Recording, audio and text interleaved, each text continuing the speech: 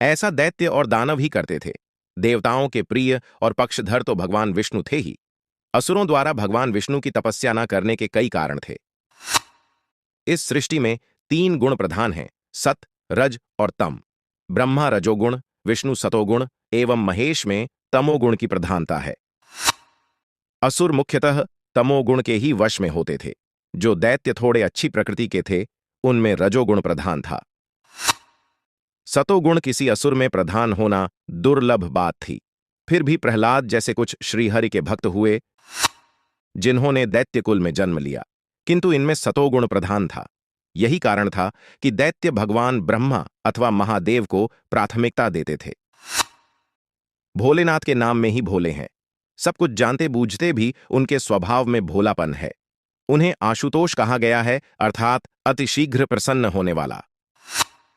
उन्हें प्रसन्न करने के लिए किसी अनुष्ठान की आवश्यकता नहीं। वे तो सच्चे मन से केवल जल चढ़ाने पर भी प्रसन्न हो जाते हैं। दूसरी सबसे बड़ी बात ये कि महादेव भाव प्रधान हैं। उनके लिए पूजा की विधि कोई मायने नहीं रखती, केवल भक्ति भाव को ही वे देखते हैं। उनके लिए देव दैत्य सब समान हैं, इसीलिए वही एक ऐसे हैं जिनकी पूजा दोनों करते हैं। जो तीनों लोकों में तिरस्कृत हैं, महादेव उन्हें अपने पास स्थान देते हैं। वे कभी पक्षपात नहीं करते, इसीलिए वे असुरों को भी उतने ही प्रिय हैं जितने देवों को।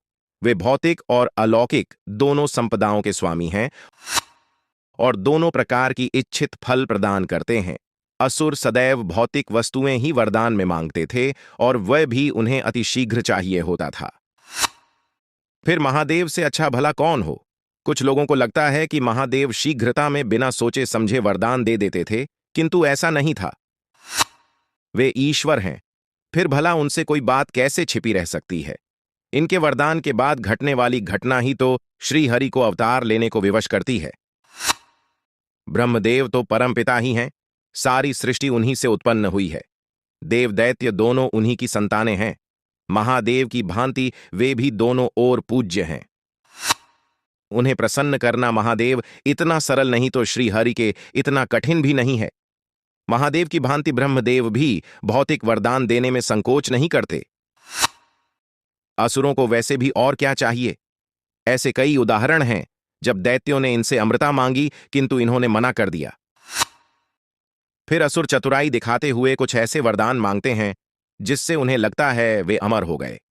वरदान प्राप्त करने पर वे ब्रह्मदेव की नासमझी पर कदाचित हंसते भी होंगे, पर वे ब्रह्मदेव हैं जिन्होंने सबको और सब कुछ रचा हो। उन्हें भी भला कोई मूर्ख बना सकता है? अपने दिए हर एक वरदान में ब्रह्मदेव ने कुछ सूक्ष्म स्थान छोड़ दे जहां से पापियों का नाश संभव हुआ। तो एक तरह से देखा जाए तो उन्होंने श्रीहरि और महादेव का कार्य आसान कर दिया। श्रीहरि को प्रसन्न करना सबसे कठिन है। कहते हैं कि श्रीहरि को प्रसन्न करने के लिए तो पूरा जीवन भी कम है। पहली बात तो असुर कभी इतनी लंबी प्रतीक्षा नहीं कर सकते, क्योंकि वे स्वभाव से ही आतुर होते थे। दूसरे ये कि महादेव की भांति नारायण भाव प्रधान नहीं बल्कि भक्ति प्रधान है।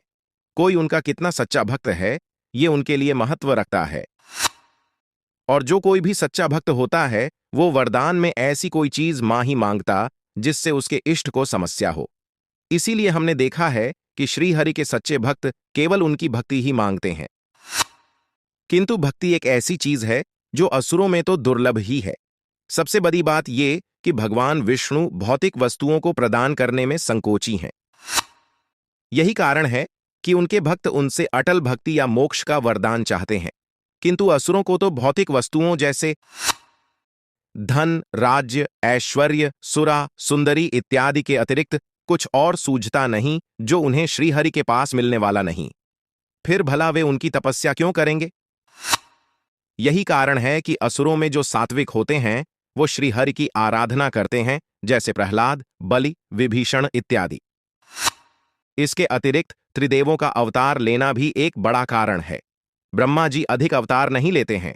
भगवान शिव के अवतार देवों और असुरों दोनों को सन्मार्ग पर लाने वाले होते हैं, किंतु नारायण के अवतार मूलतः असुरों के नाश हेतु ही लिए गए हैं। यही कारण है कि असुर उन्हें अपना शत्रु मानते हैं और उनकी तपस्या नहीं करते। जय ब्रह्मदेव, जय श्रीहरि, जय शिव शंकर।